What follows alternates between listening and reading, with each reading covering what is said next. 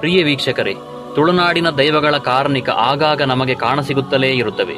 ಈ ಅಗೋಚರ ಸತ್ಯಚಿತ್ತಗಳ ವಿಶೇಷ ಆಚರಣೆ ಇರುವ ಈ ನಾಡಲ್ಲಿ ದೈವಗಳು ನಮಗೆ ನೇರವಾಗಿ ಗೋಚರಿಸದಿದ್ದರೂ ಕೂಡ ನಂಬಿದವರಿಗೆ ಇಂಬು ಕೊಡುತ್ತಾ ತಾನು ನಂಬಿದ ಮನೆ ಅಥವಾ ಕುಟುಂಬದ ರಕ್ಷಣೆಯನ್ನು ಮಾಡುತ್ತಾ ಬಂದಿರುವ ದೈವಗಳ ಶಕ್ತಿ ಆಗಾಗ ನಮಗೆ ಗೋಚರಗೊಳ್ಳುತ್ತಾ ಇರುತ್ತದೆ.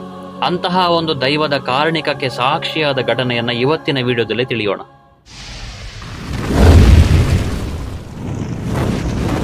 ಕಳೆದ 36 ವರ್ಷಗಳಿಂದ ನಾಪತ್ತೆಯಾಗಿದ್ದಂತಹ ವ್ಯಕ್ತಿಯೊಬ್ಬರು ದೈವದ ಪವಾಡದಿಂದಾಗಿ ತಿರುಗಿ ತನ್ನ ತಾಯಿಯ ಮಡಿಲು ಸೇರಿದ್ದಾರೆ.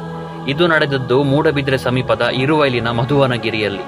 ಇಲ್ಲಿನ ಗೋಪಿ ಎಂಬುವವರಿಗೆ 3 ಪುತ್ರ ಮತ್ತು ಪುತ್ರಿಯರು ಇರುತ್ತಾರೆ. ಅವರಲ್ಲಿ ಚಂದ್ರಶೇಖರ್ ಹಿರಿಯವರು. 36 ವರ್ಷಗಳ ಹಿಂದೆ ಉದ್ಯೋಗವನ್ನು ಅರಸಿಕೊಂಡು ಅವರು ಮುಂಬೈಗೆ ತೆರಳುತ್ತಾರೆ. ಅಲ್ಲಿಂದ 7 ತಿಂಗಳುಗಳ ಕಾಲ ಪತ್ರಮುಖೇನ ತನ್ನ ಮನೆಯವರ ಸಂಪರ್ಕದಲ್ಲಿ ಇರುತ್ತಾರೆ. ತದನಂತರ ಊರಿನ ಮತ್ತು ಮನೆಯವರ ಸಂಪರ್ಕಕ್ಕೆ ಚಂದ್ರಶೇಖರ್ ಸಿಗುವುದೇ ಇಲ್ಲ.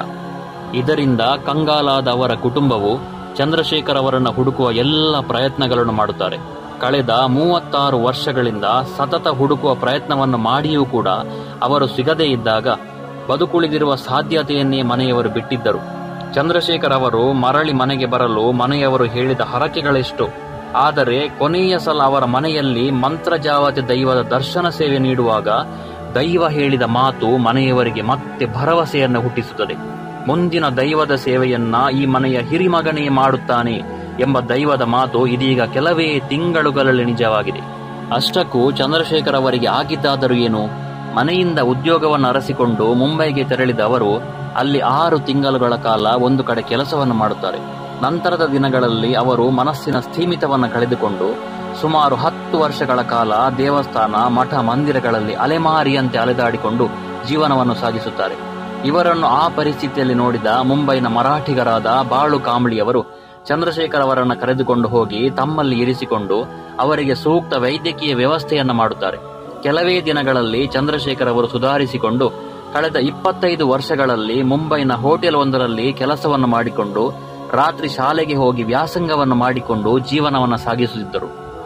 ಆದರೆ ಮಾನಸಿಕ ಸ್ಥೀಮಿತವನ್ನು ಕಳೆದುಕೊಂಡಿದ್ದರಿಂದ ಚಂದ್ರಶೇಖರ್ ಅವರಿಗೆ ಊರಿನ ಹಾಗೂ ಮನೆಯವರ ನೆನಪು ಭಾಗಶಃ ಅಳಿಸಿಯೇ ಹೋಗಿತ್ತು.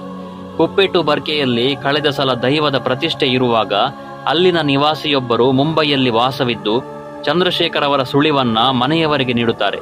ತದನಂತರ ಕಾಂಬ್ಳಿ ಮನೆಯವರ ಜೊತೆ ದೂರವಾಣಿ ಸಂಪರ್ಕವನ್ನು ಹೊಂದಿ ಇದೀಗ ಚಂದ್ರಶೇಖರ್ ಅವರು ತಮ್ಮ ಹುಟ್ಟೂರನ್ನು 36 ವರ್ಷಗಳ ನಂತರ ಸೇರಿರುವುದು ಮಂತ್ರಜಾವತಿ ದೈವದ ಕಾರಣಿಕವೇ ಎಂದು ಮನೆಯವರು ಮತ್ತು ಊರಿನವರು ನಂಬುತ್ತಾರೆ.